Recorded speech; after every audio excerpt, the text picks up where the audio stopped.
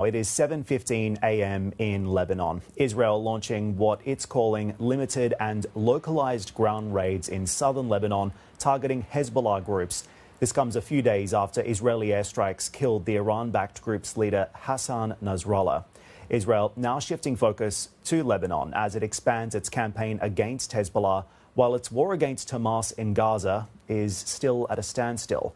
The United States warning Prime Minister Benjamin Netanyahu's government against a larger operation that could pose a direct confrontation with Iran. The Pentagon saying Washington will deploy thousands more troops to the Middle East as it ramps up its military presence in support for Israel. NBC's Richard Engel has more on this developing story. U.S. officials tell NBC News that Israeli troops appear to have crossed the border into Lebanon to attack Hezbollah.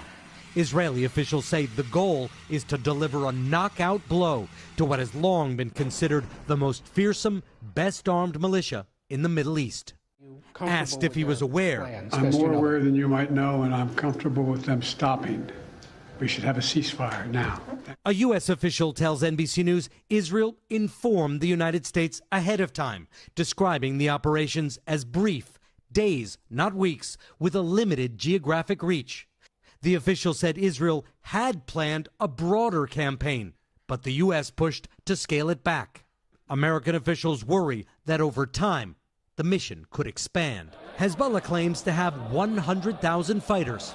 Independent analysts, however, estimate the real number is about half of that. Still, a sizable, dedicated force fighting on its home turf.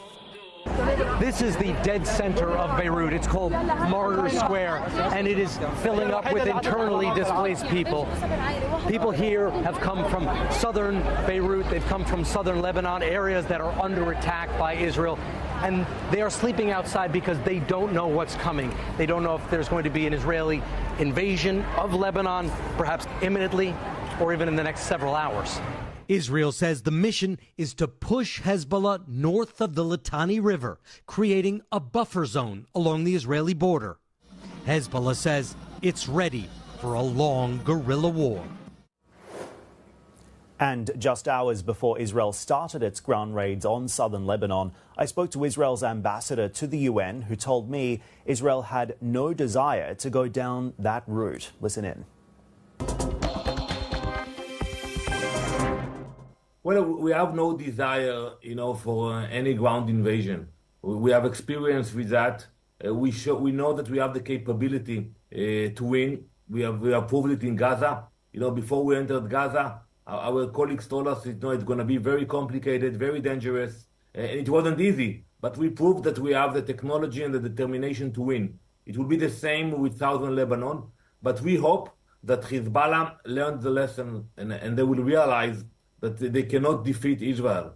We have no desire to be in Lebanon. We have no desire to invade Lebanon. We just want to live peacefully in our country. We will do it, either with showing our strength and might, or hopefully through diplomacy. The truth is, though, Israel is fighting a war on three fronts. Hamas, Hezbollah, the Houthis, Iran also now vowing retaliation for Hassan Nasrallah's death. So what type of response are you preparing for? Actually, Dan, I would say 7 fronts, not only 3, because, you have militias in Iraq, militias in Syria. Iran is sending a lot of explosives into Judea and Samaria. So they're trying to circle Israel with fire. But we are fighting, and yesterday we sent a clear message, not only to the Houthis in Yemen, but also to the Iranians, that we can reach every target in the Middle East. We have no desire to do that.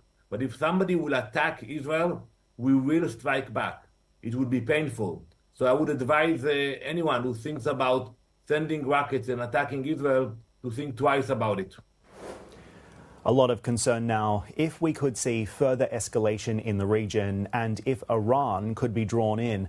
Ryan Ball, senior Middle East analyst at risk intelligence firm Rain Group, weighed in earlier on CNBC. For Israel to break Hezbollah as a conventional fighting force, as a guerrilla fighting force, will take an amount of power that Israel has not yet shown on the battlefield, even in Gaza. Hezbollah is entrenched throughout Lebanon and has clear supply lines to a major industrial military power its ally Iran, and that makes it a formidable foe to defeat and to suppress. So Hezbollah is certainly off kilter, it's certainly off balance, but I think we are just beginning to see what their capabilities could be, particularly in that space of guerrilla warfare where they're most comfortable. Now, that question of regional escalation, I think many analysts, including myself, have been surprised at how resilient the region is towards resisting regional escalation by accident. We keep hearing Iran say they don't want war. We kept hearing Hezbollah saying they did not want war. And even now, Israel is saying that they don't want overt war. They want Hezbollah to withdraw from the border. And so this fear of regional escalation has kept the actors sort of in line from the worst case scenarios. But out of all of those actors, it is Israel, particularly under this government, that is most willing to press past red lines, Washington's, Iran's, Hezbollah's, to try to see how far they can reframe others who seem to be so afraid of this risk of regional escalation. And the longer we're on that timeline, if this war continues over another 12 months, 24 months, the more likely we are that eventually some sort of trigger will take place that really does see a geopolitical shock emanate out of this region.